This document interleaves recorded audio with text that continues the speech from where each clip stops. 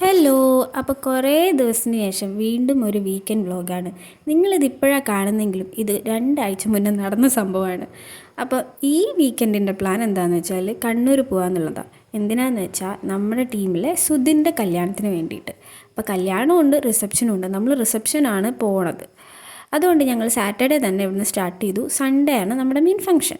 അങ്ങനെ ബാഗൊക്കെ പാക്ക് ചെയ്ത് കുറച്ച് നേരം അന്തം വിട്ടിരുന്ന കോഫിയും കുടിച്ച് ഞാൻ നേരെ പോയി. അപ്പോൾ അതെ താഴെ എത്തിയപ്പോഴേക്കും നമ്മളെ വെയിറ്റ് ചെയ്ത് നമ്മുടെ ടീം നിൽക്കുന്നുണ്ടായിരുന്നു കേട്ടോ.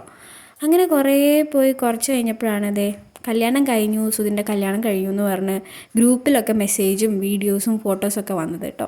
അപ്പോൾ അത് ഞാൻ ജസ്റ്റ് ഇവിടെ ആഡ് ചെയ്യുന്നുണ്ട്. പിന്നെ ഞങ്ങൾ പോയി രാത്രിയായപ്പോൾ ചായ കുടിക്കാൻ വേണ്ടി കയറി. ഇനിയിപ്പോൾ കണ്ണൂർ ഡെസ്റ്റിനേഷൻ എത്തണ വരെ ഈ ചായയുടെയും കാപ്പിയുടെയും തന്നെ കാണുള്ളൂ കേട്ടോ.